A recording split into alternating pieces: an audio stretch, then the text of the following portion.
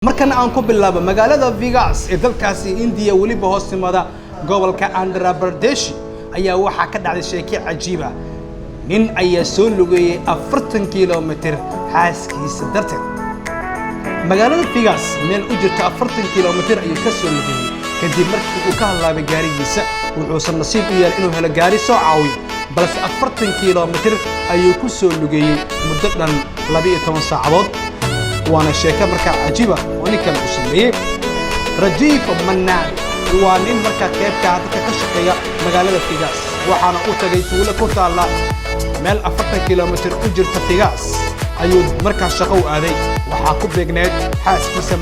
منساق كبدا لكو مقعابو تلاشدي ده وحانا اسكو دي إنو كسو غارو بلسي غاريجي أيا كهلابي وحو قروانصدو وقو عنصدي جعلك يدرينك واليدا وقو بحاسكيسا إنو أصولو بيو aad ba markaa loo jeclaaday waxa uu sameeyay minsaan oo ka hadashay arinkan ay waxa ay tiri waan ku faraxsanahay wallow uu aad markaa ugu dhibaatooday caafimaadkiisa oo san wacneen balse waxaan ku faraxsanahay jaceelka baaxadda weyn iyo kalsoonida ballaaran ee ninkayga qalbigiisa markaa ay joogta Vegas ayaa qaybka magaalooyinka inta badan aadka lagu qadariyo dumarka markay timaado in jacayl baran la siiyo wallow la sheegayo inay qayb ka tahay magaalooyinka ugu badan ee dumarka lagu dhawaateeyo markay timaado in jirkooda markaa lagu xadgudbo intiina caadiyan ba sanadkii ilaa iyo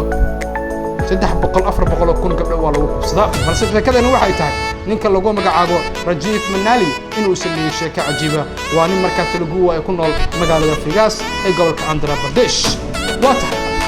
qodobkaas halkaasi aan kaga tago haddaba inta badan waxaa la yiraahdaa qaraha aad u biyaha ugu fiican yahay waana cabitaanada inta dadka ay jecel yihiin waliba caafimaadku ku laran yahay وانا dhirta baxda dhulkeena oo aad markaan qani ugu nahay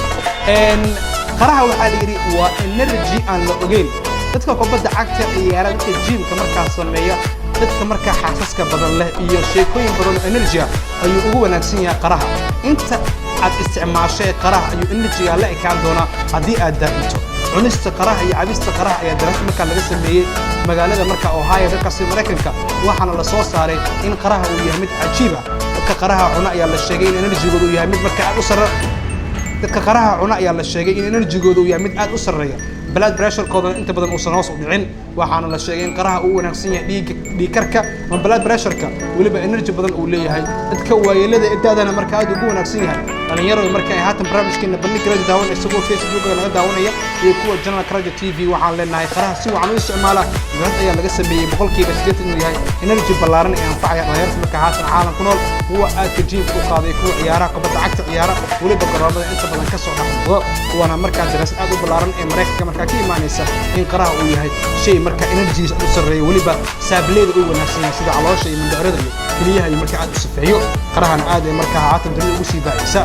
dhulkeena ama dalkeena aad ay qaraha markaa ugu baxaa waxaan u qeybtiyaa khudradda markaa dabiiciga ee aad markaa dhulkeena ugu nimcooyinka Allah markaa ugu maneysay